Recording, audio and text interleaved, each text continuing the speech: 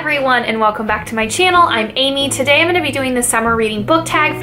Hi everybody. So I just sat down to edit this video and I realized that I was calling it by the wrong name. It's actually the summer reader tag, not the summer reading tag. Whoops, I don't really feel like refilming it, so I'm just gonna go with it and insert this clip in there so you guys know that I'm a dork and I was calling it by the wrong name.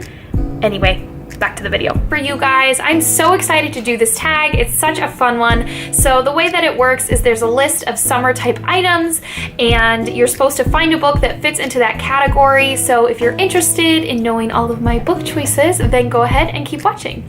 The first category is lemonade, which is pick a story that started out bitter and ended sweet. And for me, that was Sense and Sensibility by Jane Austen. This is a story specifically about two sisters, but their mom and their younger sister is also involved. And Margaret and Eleanor are trying to deal with the loss of their father and the new situation they find themselves in when their brother from their father's first marriage decides not to give them a lot of money to live off of. And this is about their love lives and how they navigate their new environment and make decisions, and the very, very different personalities of these two sisters. At first, I just remember being kind of disenchanted with it, but I ended up absolutely loving it. Also, side note, the movie adaptation with Emma Thompson and Kate Winslet is absolutely amazing. I absolutely love that movie. I think it did a wonderful job from book to movie adaptation. Read this, then go watch it. You will not be disappointed. The second question is the Golden Sun, which is pick a book that made you smile beyond compare. And without a doubt, for me, that is the book called Once Upon a Marigold by Jean Ferris. This is such a fun story. The little blurb on the front says part comedy, part love story, part everything but the kitchen sink, and that's exactly what it is. This story is about Christian, who as a young child is discovered by Ed, a troll who lives alone in the woods, and he raises Christian, and once Christian gets older, he's a bit of an inventor and a tinkerer, and he likes to watch from their cave through his telescope the royal family across the way, and eventually he starts a correspondence with one of the princesses there, and this is just their story, and it's so sweet, and you just smile, and it gives you all the warm fuzzies. It's a really quick read. I would say it's probably middle grade to young adult type story. Go read it. It's so much fun. If you're looking for a quick, easy read that's just gonna give you all the warm fuzzy feels, then definitely read Once Upon a Marigold. The third question is Tropical Flowers, which is pick a book that takes place in a foreign country, and for me, I picked Return to Laughter, an anthropological novel by Eleanor Smith Bowen.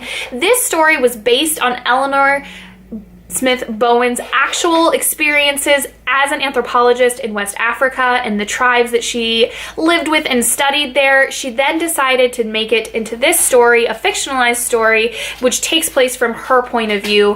And it is just such an interesting book. I read this book in college for an anthropology class and absolutely loved it. It largely kind of focuses on having to look at a society or a group of people from a perspective that's not your own, because we live very, very differently, and she really struggled with that, even though she was an anthropologist and she wanted to help people in certain ways that they didn't necessarily want help in. And this story just really, really discusses that topic and what is the right way, what is the wrong way, and it's absolutely fascinating. Go pick it up. It is a bit of a dense read, but I would say that it's worth it. It's just, it makes you think, and I like it. I like it for that reason. Question number 4 is Tree Shade, which is pick a book that introduces a mysterious or shady character, and for that I picked Loved Underground by Alicia Fields. This is the Goddesses Tales books.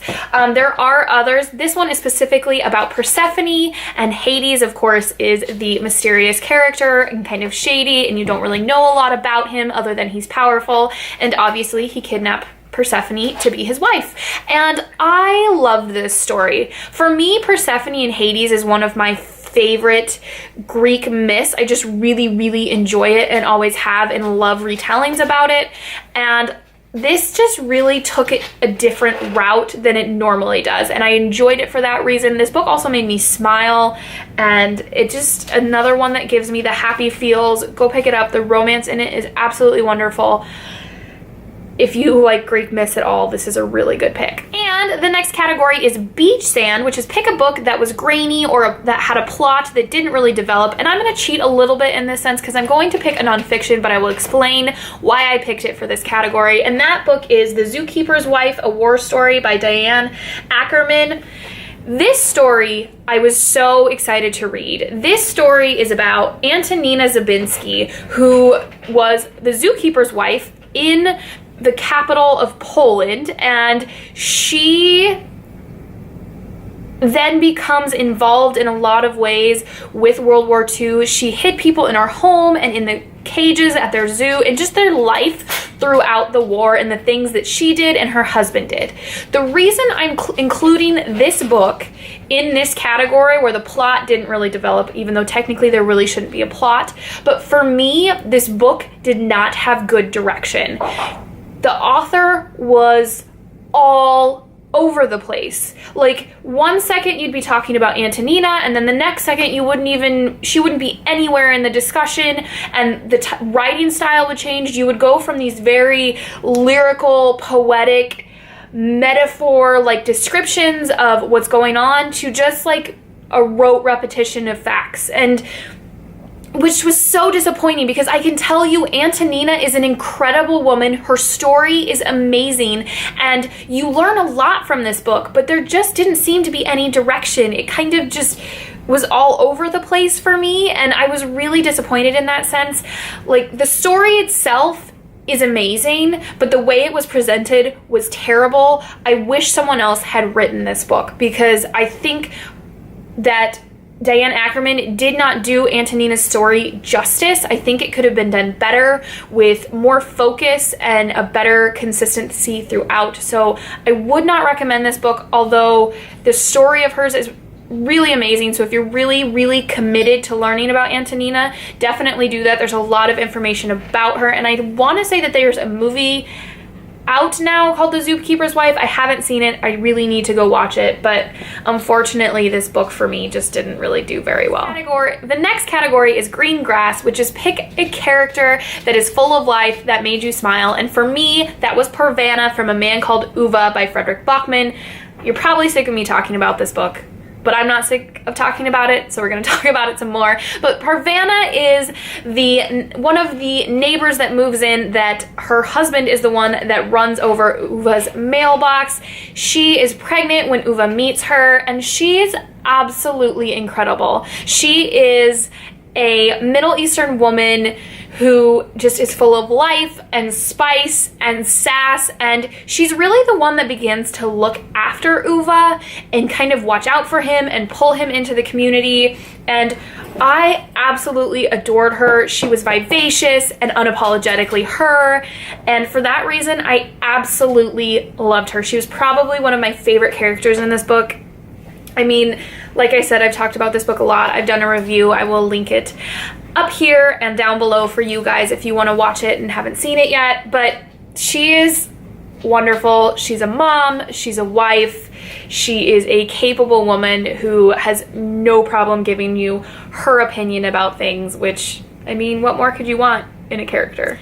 The next category is watermelon, which is pick a book that has some juicy secrets, and I decided on Splintered by A.G. Howard. This is an Alice in Wonderland retelling that I adored. I absolutely adored it. I mentioned this book in the video I made of books I want to reread, and this story is about Alyssa Gardner, who is kind of going through a tough time in her life right now. Her mom is in an asylum for those that are mentally unstable, and life is just not really going the way she wants it to, and it's so wonderful. I don't want to tell you more than that because I feel like that would kind of give away a little bit too much of the story, but I will, like I said, it is an Alice in the Wonderland retelling, and it's so good, and there's some really great juicy little secrets and tidbits and stuff that you're just waiting to find out what it is. And I picked this up and read it so quickly the first time I read it. And then another thing I didn't mention in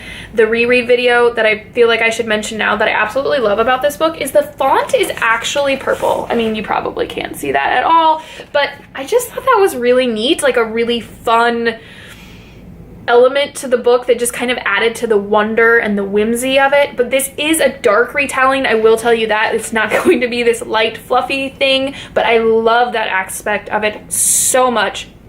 So very fantasy, new world type thing with a little bit of a YA element, I would say, as well, because she is in high school, as is the other main character, and it's so good with wonderful secrets that will keep you turning page very, very quickly. Sun Hat is the next category, and that is pick a book that has a vast setting or universe. And for this, I'm going to cheat a little bit because I am going to pick an entire series, and a series that continued after that series was finished. Did you follow that? Did that make sense? And that is the Circle of Magic series by Tamora Pierce, and then the series that followed, which was the Circle Opens. So I'll talk about the Circle of Magic series first a little bit. This starts with Sandry's book, which is about 4 kind of misfits, I guess you would say. Sandry, Briar, Triss, and Daja, and they all come from very, very different backgrounds. A noble girl, a street rat, a trader girl, and a merchant girl who kind of has bounced from family to family. And they come from all over the place in a country called Emlyn, and they all end up in Winding Circle and eventually in the same house. And it's a wonderful story about magic, and they each kind of have like a special power that is theirs, and they just learn about themselves and their magic and whatnot. And that is the first book in the Circle of Magic series. The first one's Sandry's book, and then it's Daja's book, or excuse me, Sandry's book, Triss's book, Daja's book, and then Briar's book. They're really, really amazing. I've talked about these on my channel before. I don't think I mentioned, but they're by Tamora Pierce. She's been mentioned on my channel before because she's been one of my favorite authors for a really long time, specifically when I was growing up. And these are absolutely amazing, but for the most part, these all take place in Winding Circle. But then when that series is completed, she wrote the Circle Open series. I'm actually missing one of them because there are 4 of them. And these are about Sandry, Triss, Briar, and Daja after they kind of go off and are grown up, and they end up with students of their own. So in doing so, they end up all over the country / kingdom world that they live in, and they're really, really amazing. I won't tell you too much about these because I don't want to spoil anything from the previous books, and there are more books in that series that, I mean, they're just wonderful. I absolutely love them. Tamora Pierce has created such a wonderful universe. Just so good. And really, if you're looking to start into fantasy, I think that's a great place to start because it just is really simple, and these kids come into this not really knowing about the magic and everything themselves, so you learn along with them, which makes it an easy read. And the last category in this tag is barbecue, which is pick a book in which a character is portrayed as a hunk. And of course, I had to go to a romance novel, and I decided on The Unwilling Bride by Margaret Moore. And the hunk in this book is Merrick. He is the lord of the castle and betrothed to Lady Constance, who wants nothing to do with him. And this is kind of medieval times with the castles and the feudal system and whatnot. And he's described as darkly handsome, and I agree. And I mean, what more could you want? I mean, it's a romance novel. He's got to be a hunk, right? So, I mean, I had many to pick from with my romance novel collection, but I just decided on him because darkly handsome is my type. So there you go. That's their story for the most part, is just them getting to know each other, and there's a little bit of like battle-y type stuff too that happens in this book. Margaret Moore is amazing. You should go read her. She's a great romance author. Alrighty, so that's my summer reading book tag.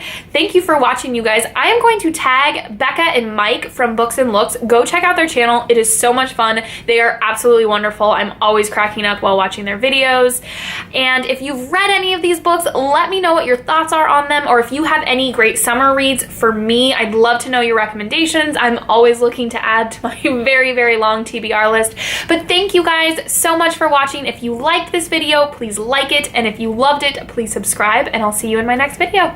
Happy reading! I've just discovered this tag recently, and it looked like so much fun. What? It's the toilet paper. Oh. Bad name. Sorry. Whatever. wolves. Did you just drop your ball in the basket? You can't get it out now, can you? Loki.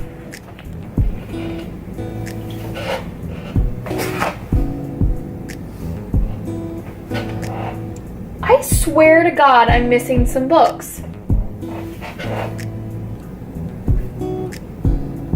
Where's my Will of the Empress book?